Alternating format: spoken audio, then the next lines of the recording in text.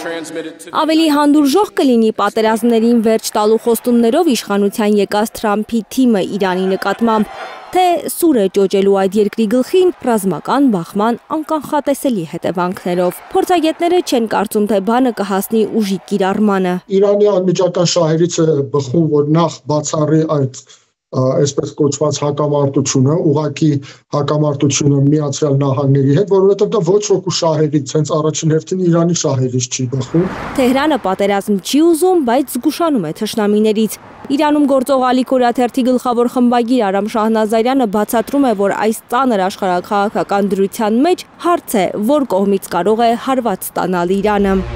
Հավանաբար դա է պատճառը, որ Թեհրանը ընդամենը 2 օր առաջ ցուցադրության հանեց գետնի տակ պահած իր հրթիռային նոր զինանոցը, որը Իսլամական հեղափոխության պահապանների կորպուսը կոչում է հրթիռային քաղաք։ Այս նոր քաղաքում տեղակայված են հազարավոր Խեյբար շեկաներ, հաջ-քասեմներ, կադեր, սաջիլներ, իմադներ եւ այլ բարձր ճշգրտության հրթիռներ։ Այն ինչ որ ի ցույց դրվեց այդ ընդհատակյա հրթիռային քաղաքում մեծ զարմանք եւ շփոթ է առաջացրել նաեւ եթե հետևեք արևմտյան մամուլի մոտ, որ ինչ հզորություն էր այդտեղ կուտակված հրթիռային եւ իդեպ դա միակը չէ, մի քանի նման քաղաքներ, ոչ ոք չգիտի քանի հատ, մի քանի նման միջուկային քաղաքներ կան։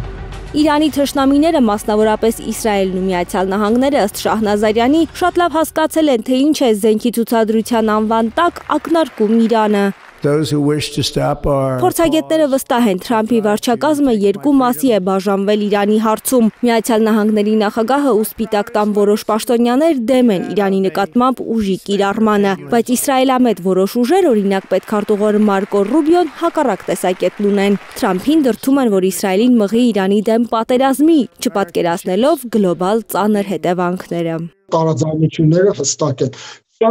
Իմիջիայլոց խանգարելու է բանակցային գործընթացին, ակնհայտ է, եւ Իրանը շատ լավ գիտի այս ճեղքերը, փորձելու է խաղալ այս խզումների վրա Իրանը։ Թրամփի թիմը դեռ սպասում է 20 օր առաջ Իրանի հոգևոր առաջնորդին ուղարկված նամակի արձագանքին, որտեղ Միացյալ Նահանգների նախագահը կոչ է անում Իրանին միջուկային ծրագրի շուրջ բանակցություններ սկսել Վաշինգտոնի հետ։ Թեհրանը ձգձգում է պատասխանը, գիտակցելով, որ իր արձագանքից է կախված ԱՄՆ-Իրան հարաբերությունների ապագան։ Ցանկացած քայլ պետք է չափազանց հաշվարկված լինի, դրա բոլոր կողմերը պետք է հաշվի առնվեն, պետք է նկատի առնվեն, այնպես չի, որ այս նամակը, որը գրվել է 1 օրում, 2 օրում, իսկ դրա պատասխանն էլ պետք է տրվի 1 օրում, 2 օրում։ Նման նամակների պատասխանը, նման այսպես կոչված բարդ շախմատային խաղում քայլեր լինելու են չափազանց հաշվարկված եւ ժամանակ են տանելու։ Իրանը ներկա դրությամբ ուսումնասիրում է։ Արևմտյան մամուլը վստահեցնում է, ավելի քան 4 տասնամյակ տնտեսական պատժամիջոցների տակ ապրող Իրանը ինչ-որ մի պահի ստիպված է լինելու հաղորդակցվել աշխարհի արևմտյան կողմի հետ, այդ թվում Միացյալ Նահանգների։ Հայ փորձագետները եւս չեն բացառում այդ սցենարը, բայց նրանց կարծիքով Իրանը այդ քայլին ստիպողաբար չի գնա։ Չի կարող լինել միակողմանի, չի կարող լինել պարտադրանքի, այսպես կոչված արտաճանակը դնեն Իրանի